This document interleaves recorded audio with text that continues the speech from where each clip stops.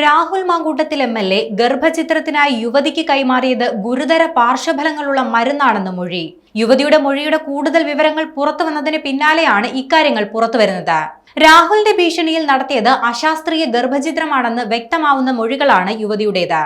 രാഹുൽ മാങ്കൂട്ടത്തിന്റെ സുഹൃത്തും കേസിലെ രണ്ടാം പ്രതിയുമായ ജോബി ജോസഫ് യുവതിക്ക് നൽകിയത് ഗുരുതര പാർശ്വഫലങ്ങളുള്ള മരുന്നുകളാണ്. ഇതുമൂലം അമിത രക്തസ്രാവത്തിന് വഴിയൊരുക്കിയെന്നാണ് യുവതി നൽകിയിരിക്കുന്ന മൊഴി. അടിയന്തര വൈദ്യസഹായം തേടിയത് അപകടം കുറച്ചെന്നും യുവതി മൊഴി നൽകിയിട്ടുണ്ട്.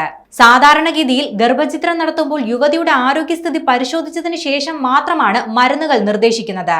എന്നാൽ ഇവിടെ യാതൊരു നിർദ്ദേശവും ലഭിക്കാതെയാണ് യുവതിക്ക് മരുന്ന് എത്തിച്ചു നൽകിയത്. നിലവിൽ ജോബി ജോസഫും ഒളിവിൽ കഴിയുകയാണ്.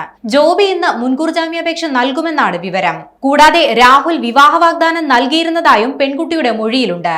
ഡിവോഴ്സ് ആയതിനാൽ വീട്ടിൽ വിവാഹത്തിന് സമ്മതിക്കില്ലെന്നും പക്ഷേ കുഞ്ഞുണ്ടെങ്കിൽ വീട്ടിൽ വിവാഹത്തിന് സമ്മതിക്കുമെന്നും രാഹുൽ വിശ്വസിപ്പിച്ചു. ഗർഭം ധരിച്ചത് അതിനാലാണെന്നും പെൺകുട്ടി പോലീസിന് മൊഴി നൽകിയിട്ടുണ്ട്. രാഹുലിനെ പരിചയപ്പെട്ടത് ആദ്യ വിവാഹം ഒഴിഞ്ഞ ശേഷമാണെന്നും വിവാഹബന്ധം നീണ്ടുനിന്നത് 1 മാസം മാത്രമാണെന്നും യുവതി അന്വേഷണ സംഘത്തിന് നേരത്തെ മൊഴി നൽകിയിരുന്നു.